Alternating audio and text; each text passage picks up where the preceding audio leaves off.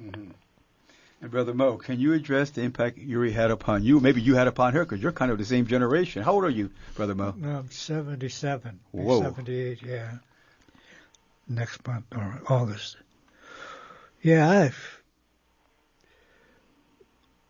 we ran into Sister Yuri when I was a part of Asian Hardcore, and we sent some of the brothers to Chicago right after the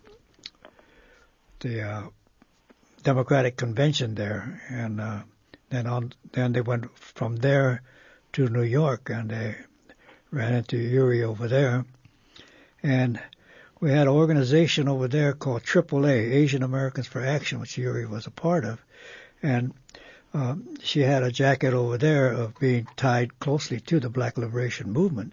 So that was good news for us, because in the organization that I was with, we had close ties to the Black movement. A lot of our people had come out of the joint, out of prison, and we were pretty close to what was going on within the prisons, and also with the Black Civil Rights Movement. And then when the Panthers hit the stage, that broke all kind of shit loose. So where we excuse me, he used a S word, and we can't do it on the air. So go ahead.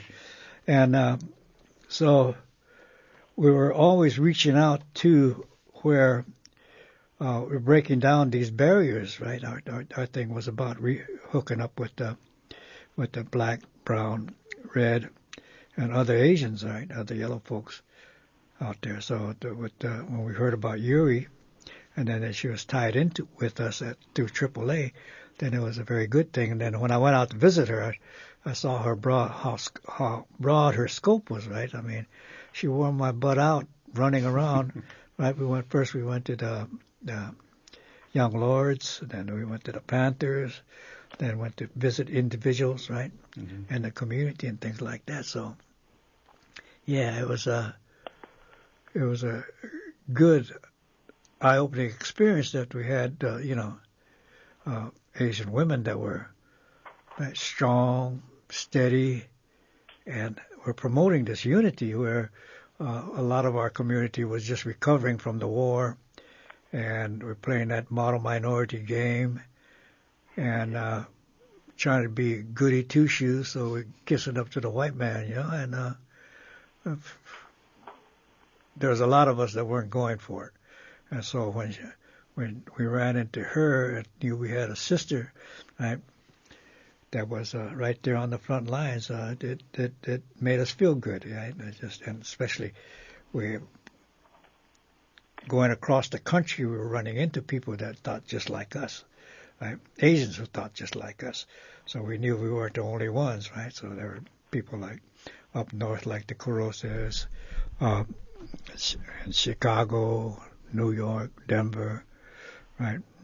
Bay Area, right? So, Big Brother Mo, can I ask you, because I know you've talked about this before.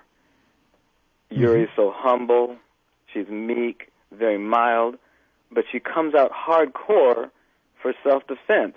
She's completely at home with violence. We saw her go down and support Guzman in his trial, all the way to Peru. What do you call it? Sendero Luminoso. Mm-hmm. She was totally for the Vietnamese defending themselves.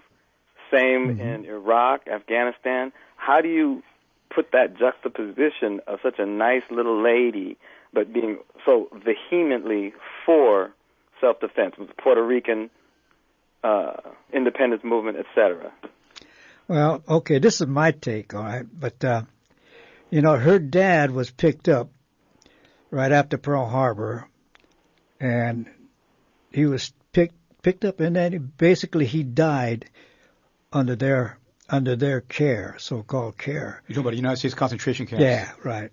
Well, no, this is different. We were in concentration camp. He was in isolation. They pick up the leaders in the community and they put them away. So our people didn't even see them for a couple of years after the war started. The FBI picked up her father on December 7th, 1941. Yeah. The family didn't know where he went, and he was at this Terminal Island Detention Center.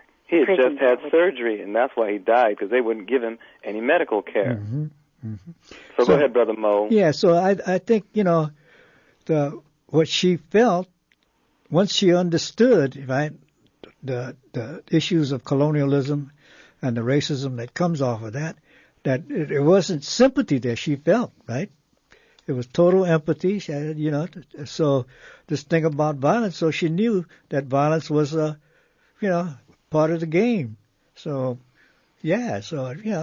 some of us believe that, tit for tat, and, so that's what I feel that she felt, that she was always, she knew that violence is a two-way street. You can't just talk about, we're going to be nonviolent when they violent. Malcolm taught us better than that stuff.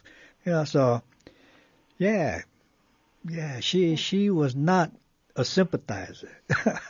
She was a right? A comrade. I think what's important about Yuri is that I wouldn't have predicted that she would have become a follower of Malcolm, right? From the way she grew up. In the 20s, 30s, even the 40s, she was really provincial, apolitical, very gung-ho, red, white, and blue. Yep. But the thing about Yuri is that she was always open to learning about other people's experiences and to getting perspectives other than her own. And so she was living in Harlem. She was willing, even though she disagreed with Malcolm, in some of his politics. And this is a Malcolm X, not the one on our postage stamps today, but the one who was really vilified.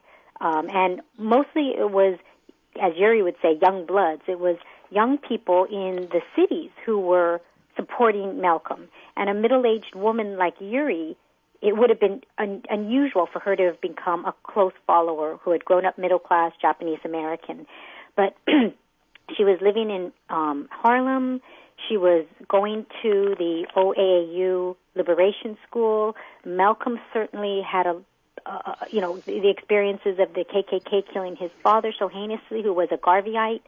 And, she could understand. And then when Vietnam War, erupts, she can understand this need for self-defense. And she understood it ideologically as well as experientially, because she would read, as other people did, Frantz Fanon, right, Wretched of the Earth, and these other kinds of movements. And it completely made sense to her, even though she wouldn't have been the kind of person who would have gone underground. And I think that her strengths were as a networker, as someone who brings people together. Mm-hmm. And so I think it made sense that she was working where she was, but she supported that. And that's something about Yuri that people don't want to see. Comrade Diane, expand on that, because all the time I'm hearing stories from people who knew her, how she fought class, how she fought race. But I want you to expand that more now and talk about how did she fight gender oppression, because that's something I don't hear much. And since this is a show about telling us about the real Yuri, tell us about that. Yeah, I mean, I think that it is correct that Yuri really saw racism and class oppression and imperialism as the key forms of oppression in society. But and she wasn't so much a theoretical person, even though she understood the analysis, but that wasn't her strength. Her strength was her practice and her embodiment of this kind of work. So even in the 90s and even past that, she didn't identify as a feminist, which surprised me at that moment. But throughout her life, she fought for gender equality. So even as a youth, she was always so busy in community service and work in the community that her twin brother, says that he did more housework than Yuri did. This is the 1930s. And other people, I mean, it seemed like that's probably accurate characterization. So she debunked women's connection to domestic work from even her youth, before she gained any type of social or political analysis. Okay. And we're going to take a quick station break, okay, then we'll come back.